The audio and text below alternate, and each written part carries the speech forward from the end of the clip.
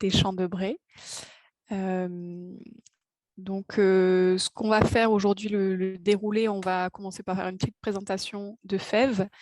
Et puis ensuite, Charlène et Maxime nous présenteront la ferme, les différents aspects et vous pourrez vous poser vos questions tout au long de ce webinaire dans le chat. Et à la fin de la petite présentation, on aura des questions-réponses avec eux, donc avec vos questions.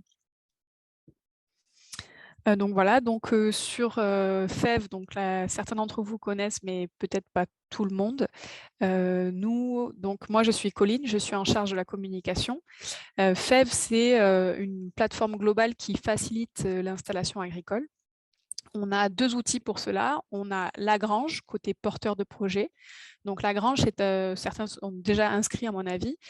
C'est un espace qui est personnalisé et qui est dédié aux porteurs de projets d'installation agricole. Ça rassemble des outils, donc des guides, des outils concrets pour modéliser sa ferme et pour permettre aux nouveaux agriculteurs de concrétiser leur projet d'installation agricole. Ça permet aussi de s'auto-former, donc avec des guides pratiques, des guides par métier et des webinaires comme ce qu'on fait aujourd'hui ou des événements, des rencontres. Ça permet de faire évoluer ses idées en discutant notamment sur le Discord avec les autres porteurs de projets. Et ça permet de trouver une ferme, puisqu'on a des appels à projets régulièrement pour trouver des fermes un peu partout en France et éventuellement de pouvoir financer des fermes que vous avez trouvées. Et ça, c'est grâce au 2e outil, donc la foncière solidaire, qui, elle, apporte une solution de financement aux agriculteurs via l'épargne citoyenne. Donc, vous avez trouvé une ferme, un projet qui est intéressant et qui correspond aux critères de FEV. Et nous, grâce à la foncière, les citoyens en fait investissent dans cette foncière. Ils investissent du coup dans la terre agricole. Pour eux, ça leur permet de financer des fermes agroécologiques et d'avoir une épargne plus responsable. Et du coup, cela permet de faciliter l'installation agricole pour les agriculteurs, puisque l'accès au foncier est facilité de cette façon-là.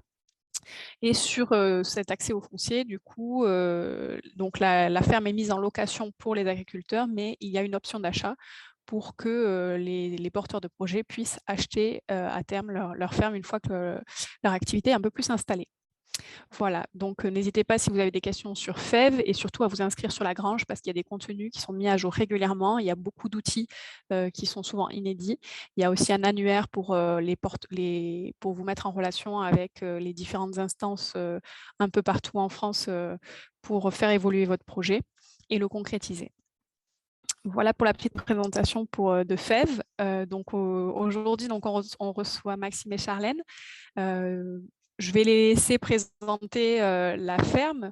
Je vais leur demander de nous raconter un petit peu l'histoire de cette ferme et l'histoire de leur collaboration. Donc, bonjour à tous les deux. Bonjour.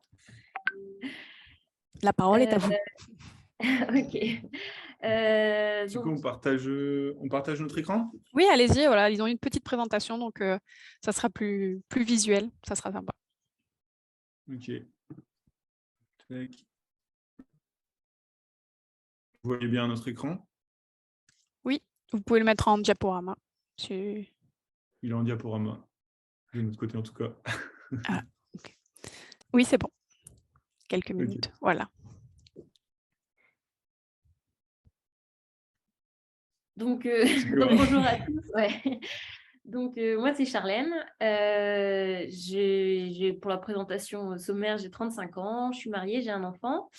Au niveau de mon parcours scolaire, j'ai fait une école d'ingénieur à Beauvais, donc ingénieur agricole, que j'ai terminée en 2010. Et puis, donc avec mon conjoint et mes beaux-parents, on a eu ce projet d'installation sur cette ferme en Seine-Maritime, donc entre Beauvais et Rouen, en 2015. Donc, le projet, la ferme, on l'a visité et on a démarré en 2013. Et en fait, l'installation, notamment pour des questions de foncier, a mis 2 ans, en fait, a duré 2 ans. Donc voilà. Et en fait, moi, depuis petite, je suis passionnée par les vaches. C'est une passion qui me vient sans doute de ma grand-mère, parce que mes parents n'étaient pas agriculteurs. Donc, je ne suis pas vraiment issue du milieu. Et puis, et du coup, aujourd'hui, je m'occupe de l'atelier des vaches laitières sur la ferme. Et Ok. donc, moi, je suis Maxime Herchier, je suis marié aussi avec Claire. J'ai 2 enfants. Je suis agronome. J'ai travaillé pendant 10 ans en Belgique. J'étais responsable d'une association de 300 agriculteurs pour développer l'agriculture de conservation et un peu plus largement l'agroécologie. Et puis aujourd'hui, je suis salarié à mi-temps dans une startup qui s'appelle AgroLeague. On fait je fais du conseil agronomique indépendant. Et je suis à mi-temps sur le projet de la ferme, voilà, collective. Ok, très bien. Donc là, Et sur voilà. la Ouais, présentation, on est juste sur la page d'intro. Je ne sais pas si vous êtes sur la page suivante, mais ouais, on est sur cette page-là. ah, bon, ben, je ne sais pas, ça ne doit peut-être pas fonctionner, du coup, on ne voit pas Non, forcément non, si, on n'a tout pas, le changé collectif. on Ah, n'a d'accord, pas changé ok, de page. c'est Là, bon. on vient de Ah, changer. voilà. J'allais justement dire, du coup, les autres membres du collectif sont en fait des couples, c'est ça? Carrément. Donc, il y a Charlène et son mari Thomas. Donc, il y a ma femme Claire et puis moi. Et puis, il y a Émilie et Michael aussi qui sont sur le projet. Ok, et donc l'histoire de votre collaboration, elle vient d'où? Comment vous vous êtes mis en collaboration, en collectif? Alors du coup, en fait, nous, quand on a repris la ferme donc en 2015, donc une ferme de 200 hectares, on l'a repris à 4 avec mes beaux-parents. Eux avaient une ferme dans le Pas-de-Calais et qu'ils ont revendu. Voilà, donc on est arrivés tous les 4 sur cette nouvelle ferme. Et en fait, on savait qu'ils allaient partir en retraite voilà, dans les années qui venaient. Donc là, on arrive en 2023 pour leur départ en retraite. Et notre idée n'était pas d'être sur une ferme de 200 hectares à deux, même si on voyait la suite avec des salariés. Mais en termes d'énergie et comment dirais-je, de mise en place de nouveaux projets, on disait que sur 200 hectares, il y avait de la place pour faire d'autres choses et pour accueillir des porteurs de projets. Notamment, on savait qu'il y avait des personnes pas forcément issues du milieu qui avaient des idées de développer des ateliers de diversification et on trouvait ça intéressant d'y réfléchir sur notre ferme. Et puis, en fait, on n'a pas forcément été chercher très loin, puisqu'en fait, Maxime et Claire sont des amis de plus ou moins longue date pour nous. Et donc, en fait, on a commencé à en parler ensemble il y a 3 ans, Ouais, 4 ans à peu 3, près. 4 ans, ouais. Et puis en fait, Émilie est la sœur de Thomas. Et à la base, Émilie et Mickaël ne devaient pas revenir, enfin ne devaient pas être agriculteurs et liés un peu au contexte Covid, etc. Ils ont émis le souhait de revenir, d'arriver sur cette ferme pour développer leur projet qui tourne plus autour de l'arboriculture. Voilà. Ok, Donc du coup, donc on a eu tout le cette, monde s'est formé au fur et à mesure, du coup. voilà, c'est ça. Mais ça a été un petit peu en parallèle au début. Et puis, en fait, la réflexion s'est faite depuis 2 ans. Elle se fait à 6, quoi. D'accord, Ouais. ok, super. Olivier et Michael, ils ont une formation en arboriculture et du coup, ils ont une formation en arboriculture et du coup, ils sont formés à la gestion Forestière, notamment. forestière. D'accord, ok. Et donc justement donc là vous aviez commencé à parler un peu des différents ateliers que vous aviez, donc l'arboriculture, l'élevage, donc vous êtes en polyculture élevage du coup. Est-ce que vous pouvez nous parler un peu des différents ateliers, détailler un peu plus ce qu'il y a sur la ferme et sur quelle surface aujourd'hui? Donc en fait aujourd'hui, en 2015, quand on s'est installé, la ferme faisait 200 hectares, relativement groupée, hein, comme vous pouvez le voir, avec des prairies permanentes, 60 hectares qui sont en orange sur la cartographie. Et puis on a inséré maintenant des prairies temporaires aussi, et en culture on est relativement diversifié avec le maïs, les céréales, le lin, le chanvre. Maintenant il y a aussi les courges. Voilà. Et puis depuis le début aussi de notre installation, 80 vaches laitières et 30 mères allaitantes. Ce qui a un petit peu évolué, c'est que les vaches allaitantes sont aujourd'hui valorisées en vente directe depuis 2016. Et puis après, c'est le système de production qui a évolué, puisqu'on est passé d'abord sur un système herbagé au niveau des vaches laitières, et puis un travail de réduction des intrants sur les grandes cultures, et pour aboutir en fait à un début de conversion bio de la ferme en 2020. Donc aujourd'hui, on a l'élevage laitier, allaitant, maraîchage qui sont en certifié bio, et on a encore une part des surfaces qui est en conversion aujourd'hui. Ok, d'accord.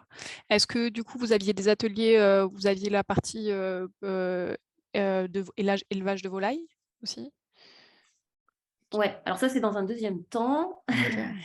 En fait, c'est un peu Ça compliqué. y est pas depuis, ça y est pas de suite, et c'est dans les évolutions. Ouais, faut bien imaginer. Alors, on essaye de pas trop vous perdre là-dedans. C'est un peu compliqué. Et c'est un projet enfin, notre projet en tout cas de ferme collective est en construction. Et en fait, il faut bien imaginer qu'il y a un historique. Il y a la ferme de 200 hectares avec Thomas et Charlène, les parents de Thomas. Et il y a nous qui nous greffons. Donc nous, quand je dis nous, c'est Émilie, Michael et moi et ma femme qui nous greffons au projet.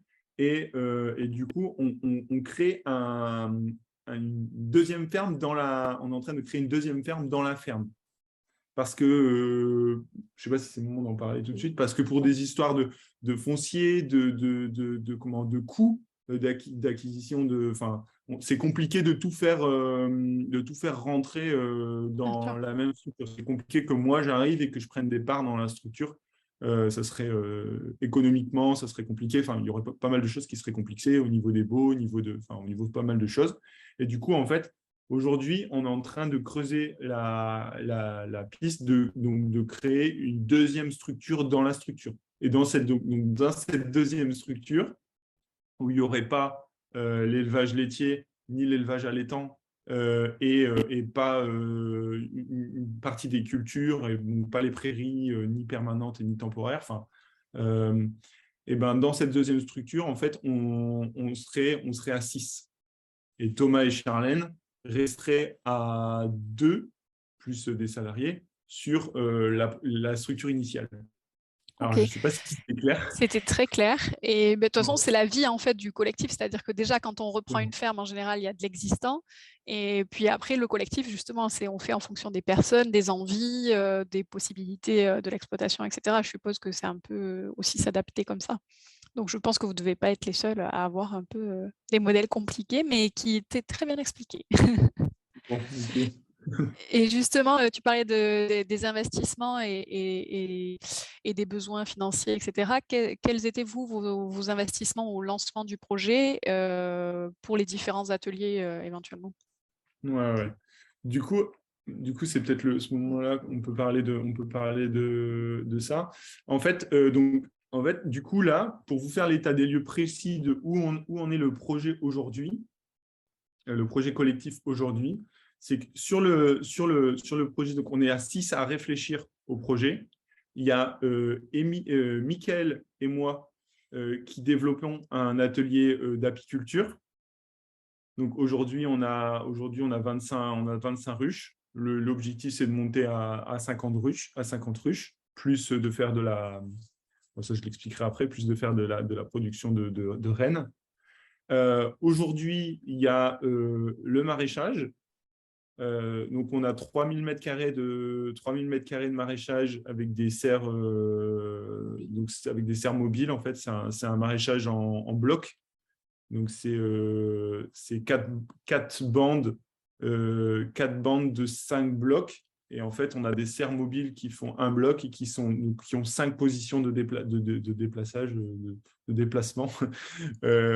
Donc, voilà. Sur la partie du coup maraîchage, c'est Émilie, donc la femme de Mickaël et qui est aussi la sœur de Thomas. Et Thomas, du coup, sur la partie maraîchage. Donc, Émilie, elle a temps plein sur le maraîchage et Thomas, il est à à 20%, 20-30% sur le maraîchage. C'est lui qui a créé, initialement, c'est Thomas qui a créé l'activité maraîchage. En 2018. En 2018, ouais. Voilà. Et depuis 3 ans, Ouais. il y a l'activité poule pondeuse. En fait, donc, quand on a commencé la réflexion avec Thomas et Charlène, assez vite, moi, j'avais envie de me confronter à du concret, quoi. Et du coup, assez vite, on a décidé ensemble que ce serait pertinent d'avoir un atelier poule pondeuse sur la structure, parce qu'il y avait déjà un magasin où on vendait les légumes, vu qu'il y avait déjà l'activité maraîchage. Et du coup, ça avait du sens de produire des œufs. Du coup, j'ai construit un poulailler mobile. Et du coup, depuis 3 ans, on produit des œufs. Et donc là, c'est moi principalement qui m'occupe de l'activité poule pondeuse. Ok. Donc, cette volonté d'avoir à la fois les serres mobiles et les poulaillers mobiles, est-ce que vous pouvez expliquer un petit peu pourquoi ce choix et ce que ça implique? Ouais, carrément. Alors, est-ce qu'on en parle tout de suite ou je présente le projet général? Tu peux continuer à présenter le projet général s'il reste des Ouais, je parties. pense que ça va avoir du sens. Et ça va avoir du sens. Donc, ça, c'était Vas-y. le projet actuellement où on en est. Et ça, c'est le Ouais. projet général, une projection à 2030 où on en sera. Donc, l'objectif, je vous ai dit, c'est monter l'apiculture jusqu'à 50 ruches, de produire du cidre. Donc, on a des pommiers à cidre. Émilie, son projet, comme on vous a dit, Émilie Michael, ils ont une formation plutôt en arboriculture. Et du coup, en fait, son projet à Émilie, c'est d'implanter un verger de pommiers, pommes à couteau, poires, petits fruits. Donc ça va être implanté cet automne, avec l'objectif toujours de vendre dans le magasin. Donc l'objectif, Super. c'est d'avoir un magasin avec le plus en plus une diversité de choses à proposer. Le maraîchage de passer de 3000 m² à 5000 m². Les poules pondeuses, ça va être d'augmenter en fonction de la demande. Moi, j'aimerais bien monter jusqu'à 1000 poules. Aujourd'hui, j'ai 250 poules. Enfin, 300 poules aujourd'hui à peu près. On aimerait produire de l'huile. Donc, nous, produire par exemple du tournesol. Et puis, par exemple, on produit déjà des courges et produire de l'huile qu'on vendrait sur le magasin aussi. Et en fait, ma femme, j'en ai pas encore parlé, mais ma femme, Claire, du coup, elle fait une formation de paysan boulanger qu'elle a commencé là, il y a 2 semaines. En fait, à la base, elle est psychomotricienne et elle a fait 10-12 ans de psychomotricienne. Et donc là, elle a carrément arrêté. Et pendant 1 an, elle a réfléchi à quel projet elle pouvait développer sur la structure. Et en fait, elle est tombée, elle a trouvé cette activité-là qui lui plaisait vraiment bien, donc de faire paysan boulanger, donc de partir de la céréale jusqu'au pain. Super. Donc voilà. Là, on voit bien effectivement l'aspect diversification, c'est génial. Exactement. Et du coup, tout est en... Alors, il y a pas mal de choses qui sont mobiles. Effectivement, il y a les serres qui sont mobiles, il y a les poulaillers qui sont mobiles. Et en fait, pourquoi la mobilité? Parce qu'en fait, il y a des intérêts agronomiques, il y a des intérêts, donc par exemple pour les serres, c'est de faire une rotation. Typiquement en maraîchage, les serres, elles sont fixes. Et en fait, du coup, sous les serres, on sait très bien qu'on fait les légumes du soleil, les légumes qui aiment la chaleur. Du coup, c'est tomates, poivrons, aubergines. Je simplifie, mais grosso modo, c'est ça. Et du coup, en fait, ces tomates, poivrons, aubergines reviennent systématiquement sous les serres. Donc, c'est compliqué de faire une rotation. Et donc, nous, on a fait des serres mobiles pour pouvoir du coup faire une rotation. C'est-à-dire que quand on a cultivé une année des tomates à cet endroit-là, et en fait, l'année d'après, on tire la serre, on la déplace sur le bloc d'après, on va cultiver des tomates sur le bloc d'après. Et du coup, on peut avoir une rotation de minimum 5 ans. Et même l'objectif, en fait, c'est une fois qu'on a fait cette rotation de 5 ans, c'est de décaler la serre du bloc d'à côté et après de refaire la même rotation 5 ans sur le bloc d'à côté. Ce qui fait une rotation de 10 ans, en fait. Ce qui ferait une rotation de 10 ans. OK. Et en fait, le principe, c'est que là, on a une bande cultivée en maraîchage, donc de 5 blocs. Et en fait, à côté, on a une bande en jachère. Et en fait, moi, l'objectif, c'est que mes poules soient dans cette bande-là. Et du coup, elles gèrent le salissement, elles gèrent les mauvaises herbes, elles vont fertiliser. Et une fois que, du coup, ça sera resté en jachère pendant 5 ans, le temps de faire la rotation, et ben en fait, on change, on permute. Donc, la bande qui était en jachère pendant 5 ans, elle passe en maraîchage. Et la bande qui était en maraîchage, elle passe en jachère. Et moi, mes poules, elles se déplacent et la serre se déplace de l'autre côté. Ok, Voilà. super. Et, Ah, très bien. ça, c'est pour l'aspect maraîchage. Pourquoi des serres mobiles, entre autres. C'est pour ça. Il y a aussi le fait qu'en fait, on peut faire par exemple, au printemps, on plante nos pommes de terre sous serre à partir de janvier-février. De février, on commence à planter des pommes de terre. Et en fait, la culture de la pomme de terre, c'est pas rentable de faire ça sous une serre. Mais en fait, par contre, en janvier-février, on ne peut pas planter grand-chose d'autre en maraîchage. On ne va pas commencer à planter des tomates. Et du coup, nous, on commence à planter nos pommes de terre sous serre. On les fait démarrer sous serre. Et en fait, après, ben, il nous suffit juste de tirer la serre sur le bloc d'en dessous. Et en fait, là, on y implante les tomates. Donc, au mois d'avril-mai, quoi, on met nos tomates. Et nos pommes de terre, du coup, ne sont plus sous la serre.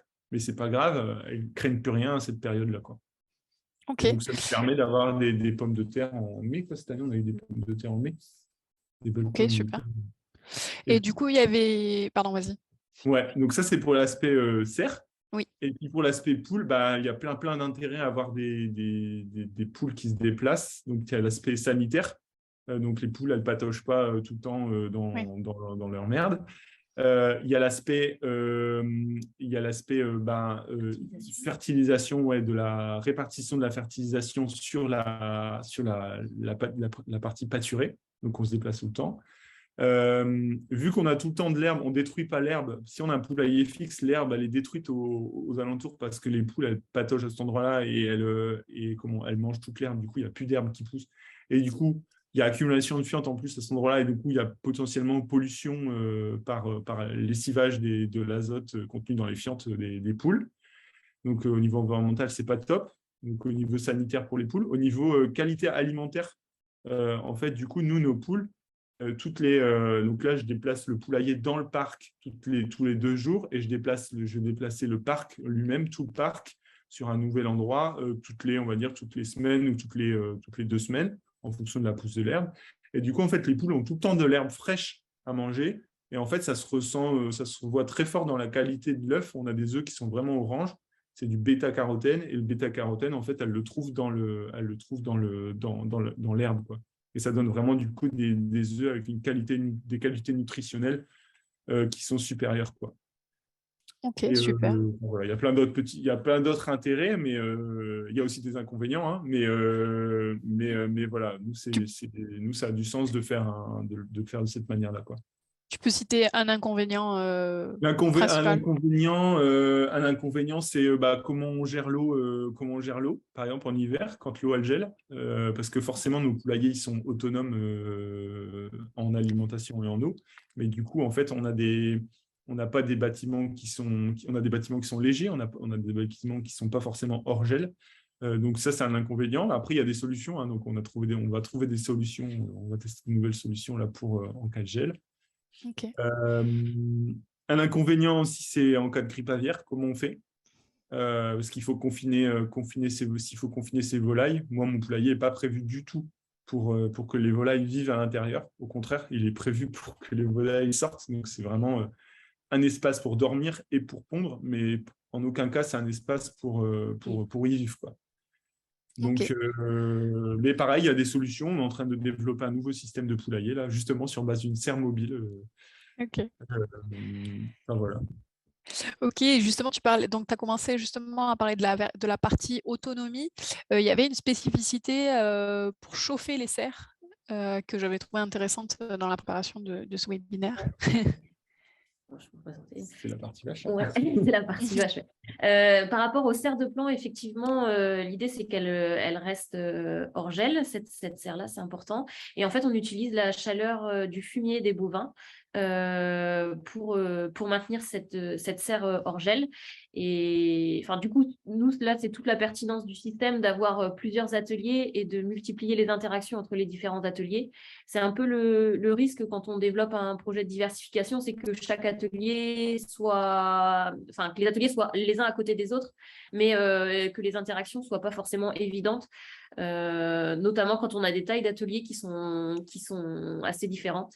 Et voilà. Et là, c'est vraiment un intérêt entre l'élevage et le maraîchage. Ok. Au-delà du fait que nous, on est en bio et la seule fertilité qu'on a, enfin, le seul fertilisant qu'on apporte sur le maraîchage, c'est que du fumier de bovin, quoi. Ouais, du coup, je ne sais pas si vous avez bien tous saisi, mais en fait, en gros, dans la serre à plants, on essaie d'être autonome au niveau de nos plants. Donc, on produit nos plants, on produit à peu près la moitié de nos plants cette année. On a produit la moitié Les de nos trois quarts plants, même, ouais. les trois quarts, ouais, on voulait pas prendre trop de risques non plus pour une première année, mais ça a bien fonctionné. Et en fait, dans la serre, en fait, on fait un tas de fumier, en gros, qui est contenu entre des ballots. Et en fait, ce fumier chauffe par compostage naturel. Et en fait, il permet de chauffer en fait, la serre. En fait. Et donc, du coup, à maintenir une température dans la serre qui est positive tout le temps, même à partir de janvier, quand on commence nos premiers semis. Donc, voilà. Ok. Ok, et du coup, donc la partie autonomie, on la comprend sur la partie serre, etc. Et vous avez aussi la notion d'autonomie dans votre organisation en elle-même, au niveau de... Donc, on parle d'interaction entre les ateliers, mais il y a quand même une autonomie, vous, dans vos pratiques, sur l'accompagnement, sur ce que vous voulez faire chacun. Ouais, carrément. Tu l'illustres sur Cette l'écran. slide très détaillée, c'est notre plus belle slide. Ouais, du coup, en fait, l'idée, c'est vraiment sur le système, c'est ce qu'on développe, c'est d'avoir une autonomie du coup, alimentaire pour les différents ateliers, que ce soit pour l'élevage laitier où en fait, tout est à l'herbe, il n'y a pas d'intrants, il n'y a pas d'intrants, enfin, il n'y a pas de Élevage laitier et compléments. allaitant, quoi. Laitier et Élevage allaitant, du coup, laitier. aujourd'hui, il n'y a plus d'achat d'aliments. C'est uniquement, il y a encore un peu de céréales, mais du coup, c'est les céréales de la ferme. Et du Ok. coup, ça, c'était important pour nous, à la fois pour l'aspect maîtrise des charges. Alors, c'est d'autant plus vrai avec le contexte actuel. Et puis aussi sur la traçabilité des aliments, parce qu'on se rappelle un peu de l'épisode de la vache folle, par exemple. Et voilà, pour nous, c'était important aussi d'avoir cette maîtrise-là. Et du coup, l'idée, c'est de faire la même chose avec l'élevage, l'atelier poule pondeuse. Aujourd'hui, vous avez compris, l'atelier poule pondeuse, il est en développement. Et du coup, c'est compliqué de prendre trop de risques au début. Je pars sur de la poule rousse, de l'aliment déjà formulé bio qui va bien, pour essayer déjà de maîtriser, déjà que le système de poulailler mobile, c'est une maîtrise en soi. Une fois que je maîtriserai bien ça, l'idée, c'est de commencer à produire son aliment. Donc, à partir de cet automne, cet hiver, on va commencer à faire des tests d'autoproduction de notre aliment poule pondeuse avec les céréales de la ferme qu'on a cultivée du coup l'année dernière. Enfin, voilà, on cultive pas mal de céréales. On a du maïs, on a du triticale et puis des légumineuses, du pois, de la févrole. Enfin, voilà. Après, sur les intrants, en fait, les intrants, par intrant, on entend surtout le GNR et puis tout ce qui est engrais. Et du coup, en bio, aujourd'hui, il y a de plus en plus de possibilités de fertiliser en azote bio, phosphore bio, etc.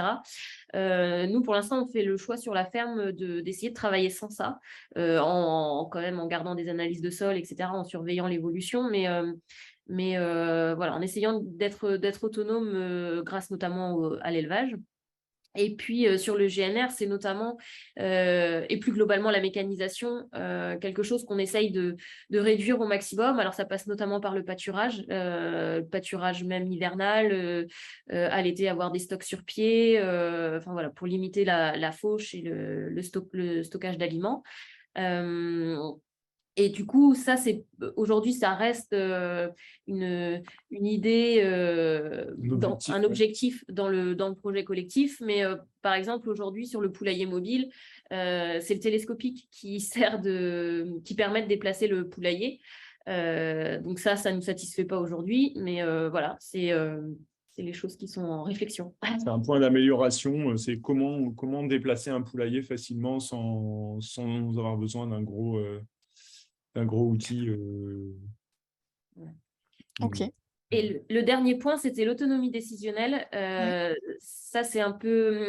Enfin, pour nous, c'est aussi important parce que de notre expérience d'éleveur polyculteur, là, on se rend compte au début, quand on a repris la ferme, c'était une ferme dans un système classique, que c'est pas forcément évident d'avoir la main sur son système. Parce qu'en fait, on a, si j'accentue le trait, en gros, on a un nutritionniste qui nous dit ce qu'il faut qu'on mette dans la mélangeuse. On a le contrôleur laitier qui vient nous dire voilà, ce qu'il faut qu'on fasse évoluer au niveau du sanitaire dans le troupeau, par exemple. C'est l'inséminateur qui décide quel taureau on va utiliser sur le troupeau. Et en fait, il y a beaucoup de choses qui ne nous appartiennent pas sans qu'on s'en rende forcément compte. Et du coup, l'idée, c'était de reprendre la main et de vraiment d'être à l'origine des choix techniques qui sont faits. Et du coup, là, pour le coup, le projet collectif aujourd'hui est vraiment construit comme ça, puisque le maraîchage, le fait de faire une serre mobile, ça a été imaginé et construit par Thomas. Le poulailler mobile, c'est pareil. Enfin, c'est toi qui es vraiment à l'origine de la chose. Et on est sorti de ces systèmes de conseillers, enfin voilà. Oui, c'est pour mieux maîtriser aussi vous-même vos décisions, quoi. Exactement. Ok. Ok, ben donc j'ai vu qu'il y avait des questions, mais on les note et on y répondra juste après. Donc sur la partie justement sur vos choix qui étaient assez forts, on a discuté un petit peu de la partie économie et commercialisation. Aujourd'hui, est-ce que vous pouvez parler des projets qui sont soit faits, soit qui vont être mis en place pour la vente et la commercialisation? Alors, historiquement, donc ça, c'est pareil, c'est une diapo qui est issue d'un travail qu'on a fait dans le collectif sur la projection de notre vente et qui reprend en partie ce qui est fait aujourd'hui. Donc, le premier moyen de vente qui a été mis en place dès 2018, c'était un magasin sur la confiance. Alors, au début, ce n'était pas un magasin, hein, c'était sous un arbre de congélateur. Voilà. Tout ce qu'on a fait, on l'a démarré petit parce qu'on a pris des risques, enfin on a pris des risques ou innové un peu et du coup il fallait qu'on teste quand même les concepts avant de faire ça à plus grande échelle. Et donc du coup c'est un magasin où les gens, aujourd'hui c'est un magasin où les gens peuvent venir 7 jours sur 7, 24 heures sur 24. Ils sont autonomes pour choisir leurs légumes, les œufs et le miel. Les prix sont affichés. Il y a une balance voilà, qui leur permet de peser et puis un cahier dans lequel ils peuvent inscrire, alors, pas obligé, hein, mais ils peuvent inscrire ce qu'ils ont pris et puis faire leur total. Et il y a donc la boîte de confiance dans laquelle ils mettent le paiement. Donc, paiement, faut avoir la monnaie ou alors par chèque. Mais un des inconvénients de ce système, c'est qu'on ne peut pas accepter la carte bleue. Donc voilà, aujourd'hui, c'est un frein. Voilà, on essaye aussi de chercher des solutions par rapport à ça. Et aujourd'hui, ça représente au niveau légumes, œufs, miel, à peu près 80% des ventes qui sont faites sur le collectif, quoi. Ok, et ça marche bien? Vous avez pu avoir confiance dans les gens qui venaient? Ouais. Il y a eu des hauts et des bas. Il y a eu des hauts et des bas. Forcément, l'année du Covid, ça a été phénoménal. Tout le monde se ruait dans le magasin. On n'avait pas assez de production, ni en œufs, ni en légumes. L'année d'après, ça a été le coup dur. Les gens sont partis et on a eu beaucoup de vols. Okay. En fait, œufs, on a eu près de 50%. Surtout sur les œufs et notamment les pommes de terre aussi. Enfin, on avait identifié quand même sur quel produit étaient faits les vols. Ouais. Donc, près de 50% de vols sur les œufs. C'était dû au Covid et à la peur de manquer par rapport aux pénuries Non, ça, de c'était l'année magasins? d'après, quoi. C'était l'année d'après. d'après. Et puis, on a décidé de mettre en place une caméra cette année. Ouais, et pas trop affiché. Mais déjà, en fin d'année dernière, on avait mis un écriteau comme quoi, si ça continuait, le magasin ne pourrait pas durer. Message aux voleurs, on avait écrit un truc, message aux voleurs, si vous continuez, ce projet va devoir s'arrêter. On est prêt à discuter si vous avez des problèmes. On était prêt à discuter avec lui s'il avait besoin de se nourrir. Oui. On était prêt à discuter, mais pas pour rien, quoi, pour de la main-d'œuvre, on aurait pu trouver des solutions. Mais voilà. En fait, la fragilité du système, c'est qu'on n'avait pas forcément beaucoup de voleurs, mais on avait quelques personnes qui prenaient beaucoup d'œufs notamment et de légumes. Et du coup, c'est vrai que le système là est vite fragile par rapport à ça. Et en fait, en début d'année, notamment par la présence d'Émilie, donc qui est arrivée et qui était à temps plein quasiment sur le maraîchage. Donc là, elle était présente sur le site quasiment tout le temps. Elle a pu un peu faire un repérage et on a notamment stoppé 2 personnes, on va dire pris en flagrant délit. Voilà. Et qui, du coup, ça les a dissuadés quand même de revenir. Et après ça, on n'a pas, depuis le début de l'année, là, on est vraiment satisfait du système, quoi. Ok, super. Après, Du coup, un ça peu montre... le risque, c'est de devoir Voilà. être là, de fliquer, de contrôler, Après, il y a toujours peut-être 1 ou 2 personnes, comme vous dites, et puis après, au final, ça se met en ordre. Ce que je veux dire, c'est qu'il faut se mettre dans l'état d'esprit où on fait confiance aux gens, donc en fait, on fait confiance aux gens, quoi. Donc derrière, il ne faut pas être tout le temps en train de contrôler, sinon déjà, tu le vis mal. C'est chaque fois qu'il y a une voiture qui arrive, tu te dis est-ce qu'il va payer, ça ne peut pas aller. Et voilà, c'est vraiment faut vraiment le vivre de son entièreté, ce principe-là, quoi. Sinon, c'est pas vivable, quoi. Ok, du coup, après, vous avez multiplié, vous avez fait d'autres circuits de commercialisation? Depuis en fait, on a fait une porte ouverte, on fait une porte ouverte tous les ans avec Bienvenue à la ferme, Vachement des paysans. Ouais. Vachement des paysans. Le réseau des CIVAM normands. Le réseau des CIVAM normands, pour moi. Et en fait, on a organisé ça a bien marché pour nous. Et en fait, on a organisé un petit mini marché de producteurs qui a plutôt bien fonctionné pour eux. Et en fait, suite à ça, on s'est dit, go, est-ce que ça vous dit de retenter? Donc, on a recréé un second marché de producteurs, là, que marché de producteurs. Il n'y avait pas une porte ouverte en même temps. Et ça a bien marché aussi. Et puis là, donc cette année, on en est à si on compte celui de la porte ouverte, on en est à notre 4e. Et ça, donc en 4 marchés de producteurs, ça représente 10% des ventes pour cette année. Ouais, donc c'est pas mal. C'est beaucoup, ouais. C'est pas mal, ouais. Et le dernier circuit, c'est les cantines. On a commencé à démarcher cette année les maires, notamment des villages voisins. Et donc, on a un CIVOS, quoi, un collectif de communes dont notre commune fait partie, voilà, donc qui soutient le projet et avec qui on a travaillé cette année. Mais on pense que voilà, ça reste, c'est un créneau à développer, quoi. Et en pourcentage, ils nous prennent quoi? 5%? Ouais, 5-10%. 5% des ventes, quoi. Aujourd'hui, en fait, on n'avait pas la vente d'œufs parce que pour la vente d'œufs à des intermédiaires, il faut construire un centre d'emballage d'œufs. D'accord. Tu ne peux pas vendre tes œufs si tu n'as pas de... Enfin, tu peux vendre tes œufs qu'en direct sur la ferme ou sur des marchés en direct. Donc, si c'est toi qui vends en direct sur un marché, tu peux le faire. Si c'est toi qui vends en direct sur la ferme, tu peux le faire, mais tu ne peux pas vendre un intermédiaire. Donc, je ne peux pas vendre à une cantine qui va transformer pour des enfants, par exemple. D'accord. Et en fait, ce matin, donc j'ai construit un centre d'emballage d'œufs aussi. Tout est mobile. Exactement. Et on a construit un centre d'emballage d'œufs. Et ce matin, on a eu l'agrémentation, on a eu le contrôle de la DDPP. Et donc, notre centre d'emballage d'œufs a été agréé. Donc là, maintenant, on va pouvoir passer à l'échelle. C'est-à-dire qu'on va pouvoir augmenter notre volume de production d'œufs parce qu'on va pouvoir s'ouvrir des portes vers des épiceries, vers des intermédiaires, vers des cantines, vers des magasins bio, vers plein de... mais ça, c'est une bonne nouvelle alors. Très bonne nouvelle. Bonne nouvelle dans les évolutions possibles de la ferme. Exactement. Ok, et du coup, est-ce que, donc là, vous aviez dit, donc c'est 80% pour l'instant le magasin, c'est ça, et 20%, 10% au niveau du marché, et donc là, vous êtes en train de créer les autres. Est-ce que du coup, aujourd'hui, sur la ferme, donc là, tu avais dit au début que tu étais à mi-temps, économiquement, vous êtes bien, vous êtes en évolution, ça va?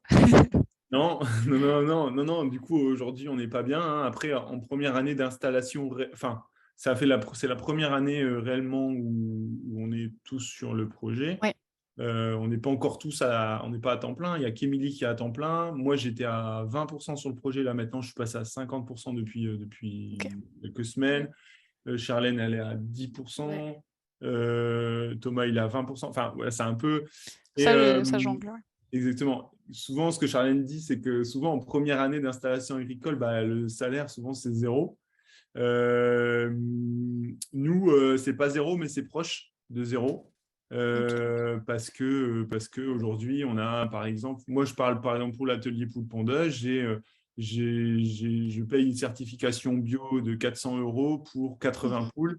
Et en fait, c'est Ouais. juste pas soutenable pour cette taille d'atelier-là, quoi. Donc, le Ouais. centre d'emballage d'œufs va permettre d'augmenter le volume d'œufs et d'amortir certaines choses, notamment des frais fixes, comme le poulailler, qui soit pour 80 poules, ou là, moi, je l'ai dimensionné pour 250 poules, c'est le même poulailler. Enfin, il y a pas mal de choses qui...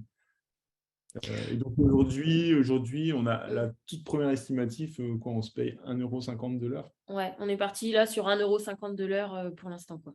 Ok. Ok, c'est intéressant d'avoir déjà aussi un estimatif pour les personnes qui commencent, de savoir effectivement, il faut quand même garder une sécurité financière quelque part à côté avant de se lancer ou vraiment se lancer mais avoir une sécurité quelque part, quoi. C'est ça. Après, nous, c'est que le projet, il est comme Et, ça. Mais après, il et y a des après, au niveau des revenus, des rentrées d'argent, on va dire, pour les différents couples, bon, bah, nous, on a sur l'autre ferme, donc ça, il n'y a pas de souci. Claire, quand elle a quitté son métier de psychomotricienne, du coup, c'était un genre de rupture conventionnelle. Donc, du coup, D'accord. elle a des indemnités chômage. Et Émilie, par contre, elle a quitté l'INRA et elle n'a pas pu bénéficier de rupture conventionnelle. Et donc, du coup, en fait, aujourd'hui, elle fait partie d'un espace test, dont on pourra parler éventuellement tout à l'heure. Mais du coup, via cet espace test, elle a une aide de la région Normandie. C'est la région, je crois, qui paye et qui verse un peu cet équivalent d'indemnité chômage, en fait, pendant une année. C'est pas beaucoup. C'est 650 €, quelque chose comme ça, par mois. Ok. Et par contre, Michael, son mari, lui, il est à 100%, il est à temps plein sur son job actuel. Et du coup, il développe l'atelier apiculture avec moi les week-ends, quoi. Il travaille le week-end et pendant ses vacances et le soir, quoi. Ok, super. Alors, on va faire une petite conclusion assez rapide et après on passera aux questions. Si justement vous deviez faire le bilan à l'instant T de votre projet, qu'est-ce que vous ne referiez pas et qu'est-ce que vous referiez pour donner juste les conseils peut-être aux personnes effectivement des plus et des moins de ce qu'il faut faire et de ce qu'il ne faut pas faire aussi, parce que c'est utile de savoir ce qu'il ne faut pas faire. Du coup, quand tu nous as posé cette question, c'est vrai qu'on s'est dit, on n'a pas trop de recul quand même pour répondre à cette question. On se sent encore un peu la tête dans le guidon. Malgré tout, sur notre expérience, là, on sent que la diversité des profils est intéressante, profils et caractères. Enfin, voilà, à 6, on a pas mal de compétences. La force de travail est importante aussi quand s'il faut être réactif pour construire une serre ou comme ça, voilà, tout de suite, il y a du monde et il y a de la motivation. Et puis après, on a fait un bon travail il y a à peu près un mois sur la vision de la ferme, dont on vous a partagé là, quelques diapos, à la fois sur les valeurs du collectif, voilà, sur par exemple l'ambition 2030. Là-dessus, on s'est vraiment tous mis d'accord voilà, sur ce qu'on souhaitait devenir, dans quel sens on voulait aller. Voilà. Et du coup, si je reviens en arrière, par contre, aujourd'hui, les freins qu'on a encore à lever, c'est la projection économique de ce qu'on vous a montré. Donc, c'est un travail qu'on avait déjà fait, mais qu'il faut qu'on réactualise, et notamment par rapport au temps de travail que ça demande. Voilà, la diversification. En fait, le risque de la diversification, c'est la dispersion, et il faut qu'on soit vigilant par rapport à ça. Après, on rencontre aussi quelques soucis, enfin quelques difficultés sur le foncier. Déjà, de savoir ce que chacun souhaite, après qu'on se mette d'accord là-dessus. Et après, dans un troisième temps, c'est aussi est-ce qu'on va être capable d'avoir ça, puisque nous, aujourd'hui, les 200 hectares sont tout en location. Donc, il y a aussi les propriétaires des terres qui vont avoir éventuellement un travail à faire, enfin un rôle à jouer. Voilà. Et puis, une chose qui peut être bloquante aussi dans notre collectif, c'est le temps de travail. Donc, comme vous a dit Maxime, on est tous entre 0,1 temps passé et un temps plein sur la ferme. Donc, il y a une disparité assez importante en fonction des personnes et même en fonction des couples. Et du coup, on se pose des questions si cet élément peut porter préjudice au collectif ou pas, quoi. Et donc, pour répondre à la question, qu'est-ce qu'on aurait fait différemment, le travail sur la vision qu'on a fait il y a un mois, en fait, ça fait 2 ans qu'on tourne autour. Et en 2 après-midi, bon, c'est aussi parce qu'on y avait quand même un peu travaillé, mais on n'avait jamais réussi à aboutir. Mais en 2 après-midi, on a fait vraiment un gros travail. Et ce travail-là, il aurait été pertinent de le faire il y a peut-être un an, quoi. Enfin, on l'a fait un peu tard, mais bon, aujourd'hui, il est fait. En fait, on a réussi à le faire grâce à... En fait, on se fait accompagner. Donc, on se fait accompagner via Rhizome. Donc, il y a donc l'espace test, hein, il y a des possibilités d'accompagnement pour les porteurs de projets. Et on s'est fait accompagner par une personne en interne qu'on connaissait. Et en fait, en vrai, la qualité de l'accompagnant joue énormément sur l'avancement du projet, quoi. Là, en 2 après-midi, comme dit Charlène, on a avancé terrible parce qu'on a... c'est un accompagnant qui a de l'expérience. Ça fait longtemps qu'il fait ça. Il est très bon dans la communication.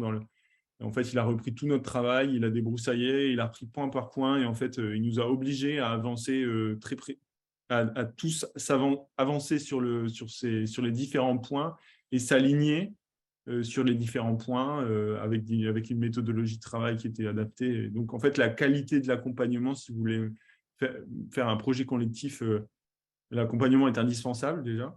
Enfin, je pense. Hein, et la qualité de l'accompagnant joue beaucoup, quoi. Ouais. Est-ce qu'il faut tester peut-être, si on n'est pas satisfait, peut-être une autre structure d'accompagnement? Il ne faut pas abandonner justement l'accompagnement parce que l'accompagnateur fait justement Fait beaucoup. Ouais. Ouais, c'est sûr. Donc, il faut trouver son bon accompagnateur. C'était une des questions qui avait été posée. De toute façon, c'était justement comment est-ce que vous êtes accompagné. Du coup, si vous êtes d'accord, merci pour ces réponses à toutes mes questions et la présentation. Et si vous êtes d'accord, on va juste passer aux questions parce qu'il reste 10 minutes et je sais que vous avez un impératif. Vous voulez faire les projections? On n'en a pas beaucoup parlé. En fait, donc l'objectif, comme vous l'avez vu sur le projet global, à la phrase...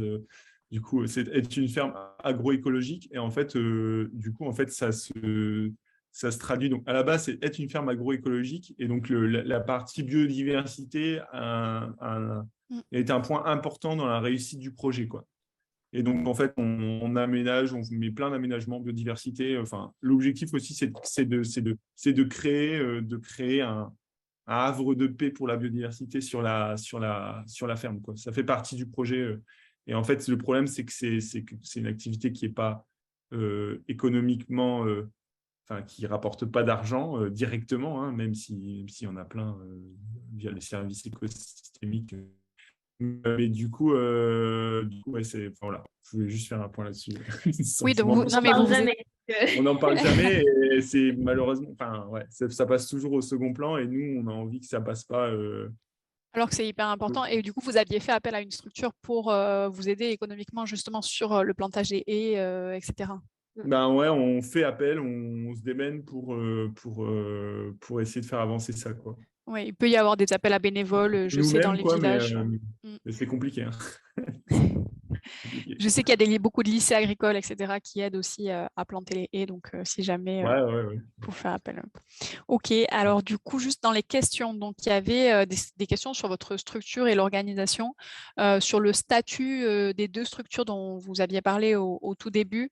Quel était le statut des 2 structures et comment ça se gérait au niveau de la PAC?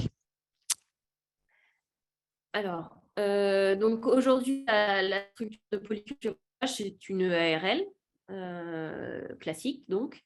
Et en fait, à côté, si on veut, en vrai, aujourd'hui, il y a 2 autres structures. Il y a donc Maxime et Claire qui ont une structure en individuel. Individuel, ouais. Et il y a Émilie qui est dans l'espace test, donc Rhizome, la couveuse. Et donc là, c'est une CAE, ça, c'est une SCOP. Voilà, et donc la ferme accueille un espace test, en fait. Donc voilà, et au niveau de la ferme, au niveau de la PAC, je veux dire, du coup, pour l'instant, c'est la ferme de polyculture élevage qui déclare toute la PAC, puisqu'en fait, le maraîchage, pour l'instant, est resté sur la ferme de polyculture élevage. Alors, notamment par rapport à des problématiques de propriétaires, là, pour le coup, qui sont plutôt réticents, ne serait-ce que de changer la mise à disposition du bail, donc même pas le bail, hein, juste la société à laquelle est mise à disposition le bail. Donc voilà. Et donc du coup, si on veut, le collectif Les Poules, elles sont sur le maraîchage. Enfin, c'est une double activité, donc c'est les terres du maraîchage. Voilà. Vu qu'ils sont mobiles, il n'y a pas d'emprise foncière pour le poulailler. Enfin, ils se déplacent donc, au gré du gens. Et du coup, par contre, moi, dans mon entreprise individuelle, je vends à Rhizome, en fait. Je vends mes œufs à Rhizome. Tout repasse vers Rhizome. Et les légumes sont vendus à Rhizome aussi. D'accord. Donc, vous êtes là actuellement, vu que vous avez dit que vous n'étiez pas propriétaire, est-ce que vous êtes tous en fermage, du coup? Toutes les terres sont en fermage. Autour de la ferme, là, ouais. Donc, ok, tout est en fermage. Par contre, on est propriétaire de la maison et du magasin, enfin des bâtiments du site, quoi. D'accord, il y avait ça comme question, c'est-à-dire où logent les familles, s'il y a des maisons d'habitation sur l'exploitation, c'est ça? Voilà, il y a 2 corps de ferme initiales, on va dire un corps de ferme plus polyculture élevage sur lequel sont mes beaux-parents, et le corps de ferme plus lié à l'activité de diversification où est le magasin où nous on loge, et du coup depuis l'année dernière, Maxime et Claire logent sur le même site. Et puis Émilie et Mickaël ont acheté une maison à 2 km. Ok, d'accord. Et sur du coup la partie donc alors attendez, je reviens à la question. Est-ce que vous, sur les 6 personnes, donc vous avez dit un petit peu, mais est-ce qu'il y en avait est-ce que tous les 6 vous aviez travaillé en ferme, et sur les installations des nouveaux arrivés, est-ce qu'il y avait des installations en DJA? Alors, pour l'instant, non. Y a pas... Alors, si, vous êtes en DJA sur le DJA. Pour l'instant, nous, on n'est pas installé en DJA. Moi, non. Émilie non plus. Mickaël non plus. Et Claire non plus, parce que Claire, elle a pas... là, elle est en train de passer un diplôme agricole, justement, qui lui permettrait éventuellement d'avoir les DJA. Et en vrai, c'est assez compliqué. Il faut d'abord qu'on soit clair sur est-ce qu'on veut les DJA, pourquoi on veut les DJA, et il faut qu'on soit clair aussi sur la structure, parce qu'en fait, toutes les structures juridiques ne permettent pas d'avoir les DJA. Si on a les DJA et qu'on est plusieurs, il y a plein de trucs, si on est DJA et on est plusieurs dans la structure, il faut sortir X pouvoir sortir X salaire par nombre d'associés, et pas du temps de travail. Si Charlène est à 0,1% sur la structure de diversification qu'on va appeler, et ben en fait, il faut sortir un salaire complet pour Charlène. Ce n'est pas au prorata du temps qu'elle va travailler sur la structure. Il y a pas mal de freins. Il y a des histoires aussi de SMA, surface minimum SMI ou installation ou agricole, quoi, pour pouvoir y accéder. Du coup, aujourd'hui, en fait, moi, j'ai 0 baux. Ma femme a 0 baux non plus. Donc, en fait, ça serait compliqué de demander les DJA. On n'aurait pas... Et puis, avec 250 poules, on n'a pas le cheptel suffisant pour avoir les DJA. Par exemple, pour les ruches, c'est 250 ruches. Il faudrait 250 ruches pour avoir une SMA ou l'équivalent pour pouvoir demander une DJA complète. Sur la question, est-ce qu'on a travaillé en ferme avant de s'installer? Est-ce qu'on a travaillé en ferme? Alors, moi, non. Sauf des stages pendant mes études, mais moi, non. Et puis, si, un peu comme ça pendant l'été. Mais personne n'a été... En fait, même de Thomas et moi, on n'a jamais été salarié agricole. Si Thomas, il a été salarié agricole pendant 3-4 ans avant l'installation. Sinon, aucun de nous 5. Thomas était chef de culture sur une ferme. Okay. Ouais. Moi, j'ai repris des vaches, j'avais fait que des stages en vaches laitières, et du jour au lendemain, je me suis un peu retrouvée responsable de 80 vaches laitières. Ok, donc vous aviez fait... Oui, vous aviez fait des Tu as fait une formation de... J'ai refait un CS, ouais, un CS LED derrière l'école d'ingénieur. D'accord, donc vous aviez fait des stages et des formations, mais en termes d'expérience en tant que chef d'exploitation ou responsable d'exploitation ou même ouvrier agricole, il n'y en avait pas forcément. Non, ouais, voilà. Et il y a ma femme, du coup, qui, au final, celle qui va faire le plus de stages, qui fait une formation paysan boulanger, qui, du coup, cette année, aura 11 semaines de stage à faire sur des exploitations. Et elle a déjà fait beaucoup de stages plutôt de boulange, chez des paysans boulangers, mais plutôt que boulange, quoi. D'accord, Voilà. Ok, super. Et donc sur la partie technique plutôt, de savoir quelles sont les races bovines élevées et est-ce qu'il y a un impact et un lien avec le choix du pâturage? Complètement. On est parti. Non, on est parti On jusque... avait. Non, je le fais rapidement, mais au début, le troupeau, c'était 80% Holstein, 20% Friesian. On a démarré le changement en système herbagé, c'est ça la vraie différence, la conversion bio. Après, c'était facile en fait. Mais quand on est passé en système herbagé, effectivement, les Holstein ont maigri, les taux ont baissé, la repro, c'était pas forcément en top. Et du coup, on a pris le pas de dire, bah, on va partir vers du croisement. Et donc, du coup, on a intégré notamment des races adaptées au pâturage et une génétique qui venait de Nouvelle-Zélande notamment, donc avec du frison, du jersey, du kiwi. Voilà. Et aujourd'hui, un peu par rapport au fait parce qu'on est en Normandie, parce qu'il y a une demande sociétale un peu de remettre de la normande, on réintègre la normande dans le schéma de croisement, mais aujourd'hui, on le garde dans une idée de croisement et pas de race pure. Aussi dans l'idée que si un jour il y a un porteur de projet qui souhaite par exemple transformer le lait, on est sur la zone AOP Neuchâtel et pour ce cahier des charges là il faut de la normande et du coup que le cheptel soit un peu plus prêt à passer en 100% normande si un jour il y a une opportunité de transformer le lait, quoi. Ok. Et pour les poules, on a la race locale qui s'appelle la poule de Gournay. Donc là, vraiment, on est la ville de Gournay, c'est ici, quoi. Donc on est on est collé à la ville de Gournay. Et aujourd'hui, j'en ai quelques-unes dans le troupeau de poules pondeuses. Mais aujourd'hui, c'est pas une poule qui offre des capacités qui a des capacités de production suffisantes pour pouvoir que je mette tous mes œufs, tous mes billes sur cette race-là, quoi. Donc j'en garde aussi parce que j'aimerais bien pouvoir fonctionner qu'avec de la Gournay, mais économiquement aujourd'hui c'est pas possible, quoi. Ok, alors merci pour ces réponses. Il restait encore quelques questions, mais il est 13h30 et je sais que vous avez un impératif et que vous devez partir. Donc, on va essayer peut-être de récupérer les questions et si jamais, peut-être qu'on pourra vous faire un petit mail ou vous les poser un petit peu plus tard pour avoir des réponses parce qu'il y en avait qui étaient assez intéressantes. Et bien, je vous remercie à tous les deux d'avoir répondu à toutes ces questions. J'espère que ça a aidé parmi les porteurs de projets qui étaient avec nous. Le prochain webinaire, j'ai vu qu'il y avait une question qui était posée, aura lieu le 5 octobre et c'est un webinaire plutôt investisseur, mais on accueillera Gabriel qui est agriculteur et qui s'est installé sur une fève. Donc c'est la semaine prochaine, mercredi prochain. Et on a un prochain webinaire en octobre, mais la date n'est pas encore fixée, mais qui intéressera ta femme certainement, Maxime, puisque ça sera avec un paysan meunier qui fait des farines et des blés anciens et des céréales anciennes et qui est très intéressant et qui est du côté d'Orléans. Donc, je pense que ça pourra l'intéresser de voir cette partie-là. Voilà. Et bien, je vous remercie à tous les deux d'avoir été avec nous. Merci Marguerite pour la technique. Et bonne journée à tous. Merci. Merci, au revoir. Au revoir. Merci, au revoir.